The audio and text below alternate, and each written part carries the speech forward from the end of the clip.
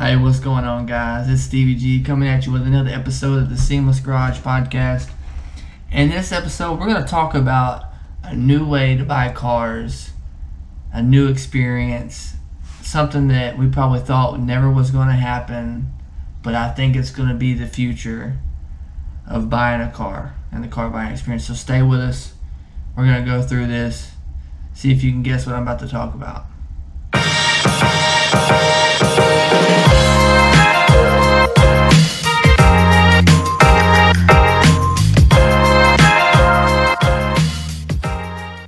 Alright, so let's get into it.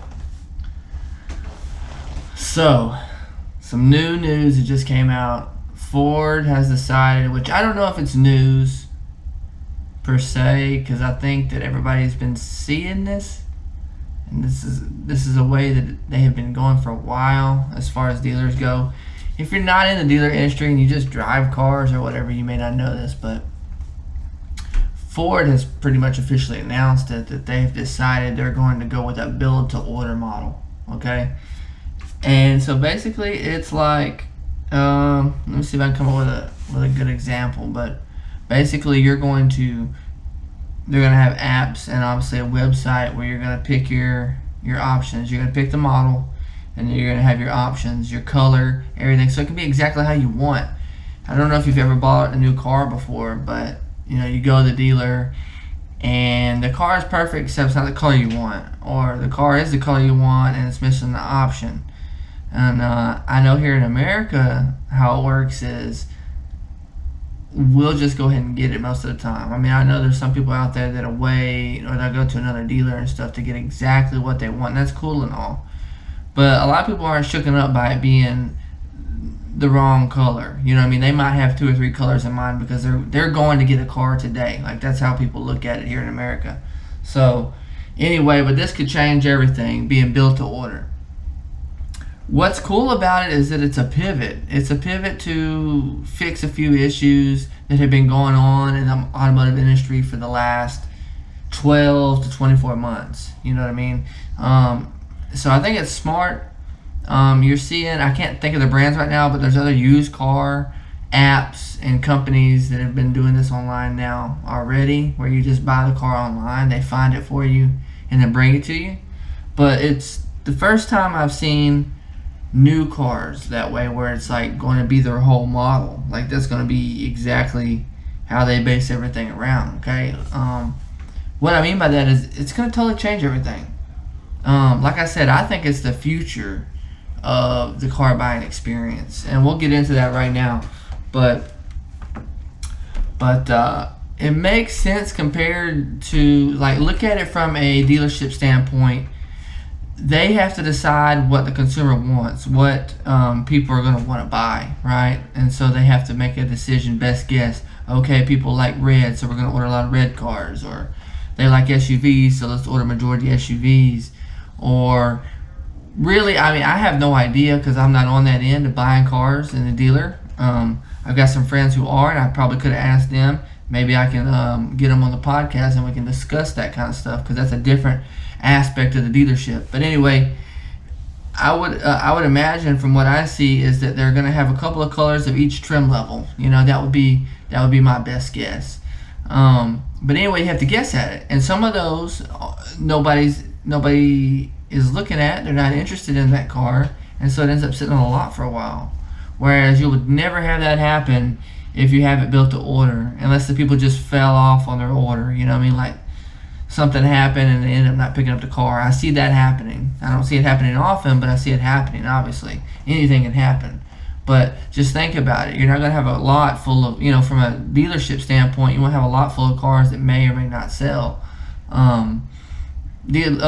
Salesmen do the best they can to sell every car on the lot, and they do a great job of it. But this will save some of that. You know what I mean? And I just think the consumer is going to have a better chance of getting the exact car they want without any hassles. Because I think up to this point, you had to pay a little extra to get it exactly how you wanted. I think no rebates and all that good stuff. Like, you didn't get any incentives because you're ordering it special and it wasn't on the lot already. I'm pretty sure that was a deal. I'm pretty sure that was the issue, and that's why people didn't do it previously. But like I said, you get the exact options straight to your detail. I mean, you can't beat that. You can't beat that. It's like going in the store and getting the shoes, right, and you can't find the exact color of the shoe that you want, so you got to order it.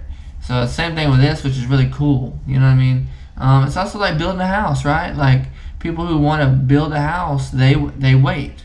You know what I mean? They wait and they get it built exactly how they want it, and they get that house instead of buying one that's not exactly how they want it.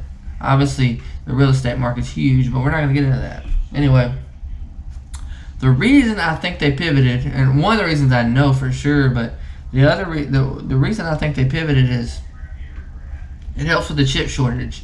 Go and check out the video. We'll put a link right here if you're on YouTube. If you're not, just check it out. Look for the title. Basically, there was a chip shortage, right? There's an episode of the podcast about the chip shortage.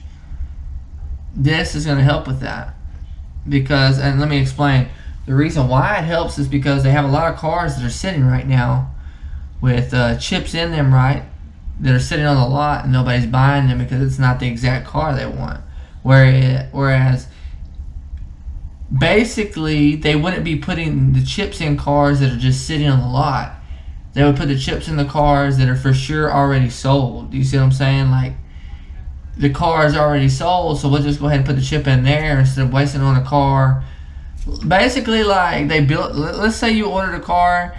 They built it and everything, but they don't have the chip for it. Instead of having to go and take those modules off of another car and put them in yours, they could just already have them in yours and waste and not have that wasted effort of putting them in another car that hasn't been sold yet. I think it's smart. I think it's a great way to transition. And I think what it does eventually, I don't know if it's 10 years, 20 years down the road, because the car industry is always changing, but the car dealership is always, stayed kind of the same. You have a big lot with a lot of cars on it. What I think eventually happens is the lots are going to be filled with used cars. That way, when someone trades it in, that's how they'll sell them. They're not going to have a bunch of new cars. That's my opinion. I don't think they will. It just doesn't make sense. You know what I mean? If people are buying them to order, to have a bunch on there. Now, there's a couple of cons here, and I want to bring those up. One of the cons is you won't be able to test drive them, right? You won't be able to test drive the car before you buy it, and that's a big deal for people. Apparently in Europe and some of the rest of the parts of the world, they have been doing this for decades where they pre-order their car. I know for a fact this is not a thing in America. We don't buy cars like that. That's just not what we do. We drive around, we find the car we want, we drive it around, and make a decision on whether we like it or not. You know what I mean? We don't just jump right to a car right away. We kind of like to fill the car out and see what it's about. Some people do. Some people buy them right off the lot, but a lot of us like to drive them. So no test drives. Now, I imagine that's already going to be a fixed deal. Like I said, this is way down the road as far as not having any models on the lot. I think what they'll do is they'll have one or two of each model there for you to test drive and stuff. But I think the lot's going to be considerably smaller.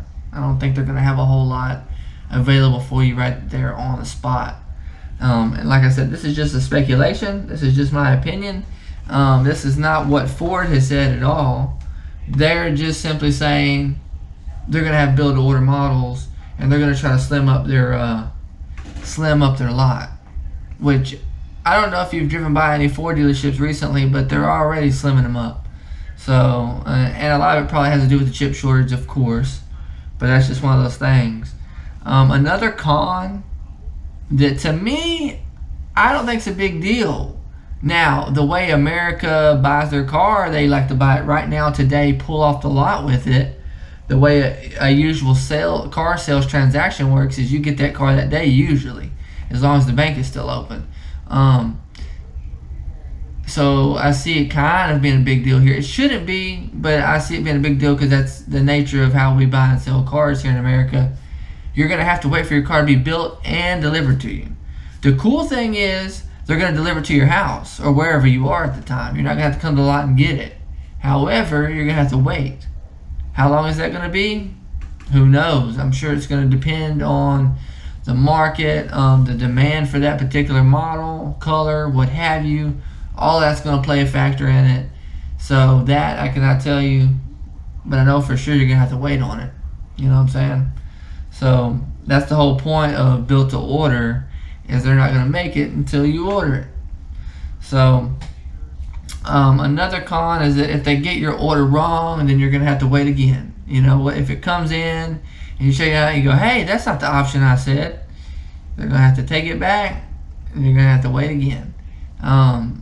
Same thing with delivery issues. You know, they wreck the car on the delivery, or, you know, just some crazy stuff like that, or they miss something, you're gonna have to miss out for a while.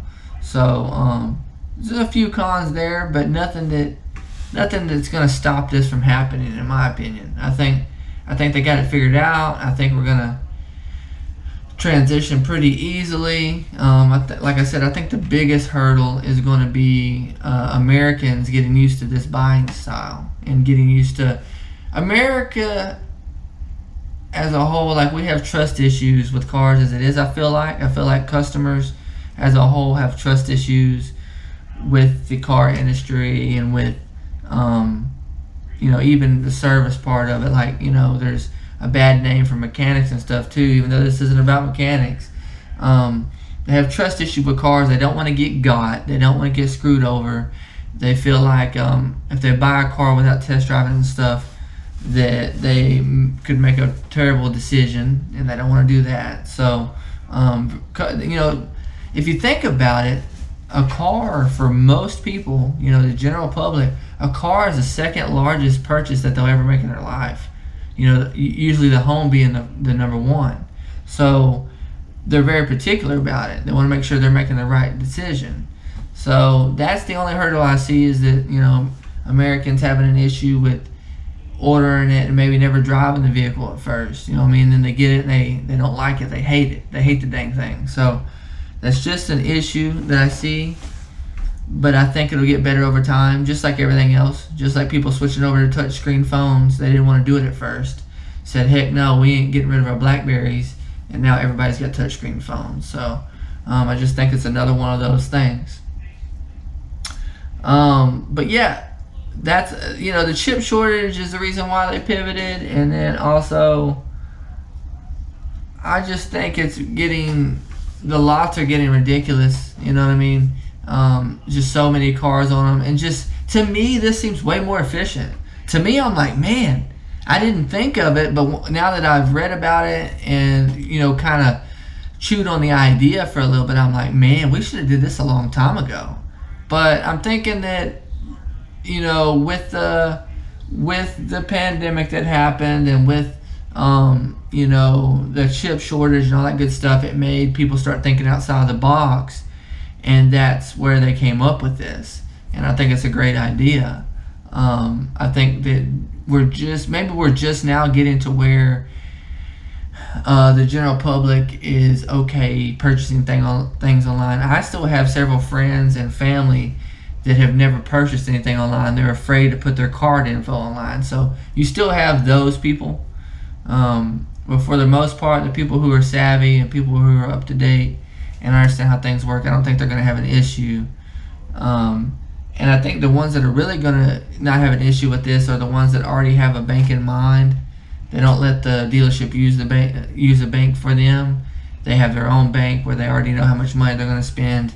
Makes the buying process a whole lot easier. But like I said, I'm no specialist when it comes to sales. I know nothing about that. I was just looking into the industry and what's going on, and that was something that was some news that popped up that I wanted to talk about, that I felt like I had a good opinion on, that I thought was interesting, and I really love the idea. I think it's cool.